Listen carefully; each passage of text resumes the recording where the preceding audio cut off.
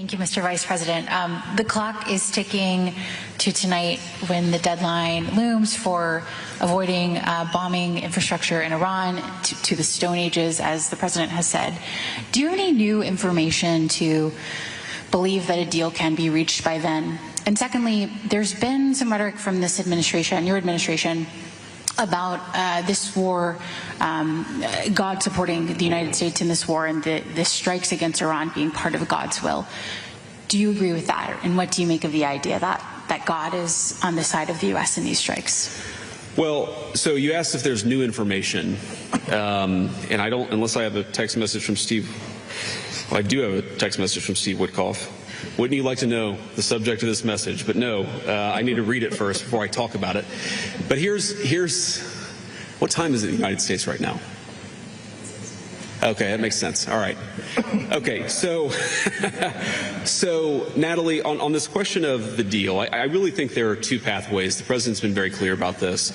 There are two pathways that this thing is ultimately going to end. First of all, the United States has largely accomplished its military objectives.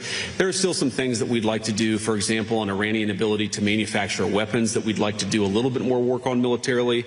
But fundamentally, the military objectives of the United States have been completed. So that means, as the President has said, very shortly this war is going to conclude.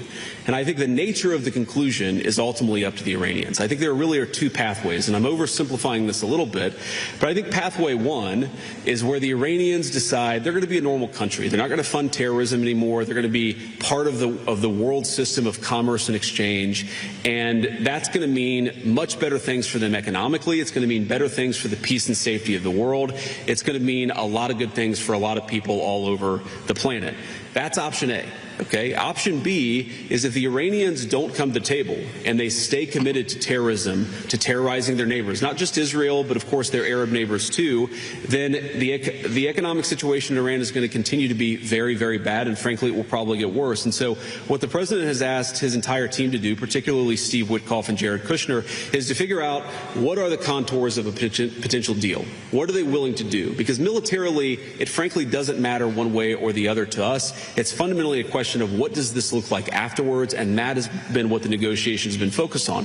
And the President's also been very clear that while the Iranians are trying to exact as much economic cost through the Straits of Hormuz, the United States has the ability to extract much greater economic costs on Iran than Iran has on an ability to extract costs on us or on our friends in the world. So I hope that they're smart. The President has set a deadline for about 12 hours from now in the United States. We're going to find out, but there's going to be a lot of negotiation between now and then, and I'm hopeful that it gets to a good resolution.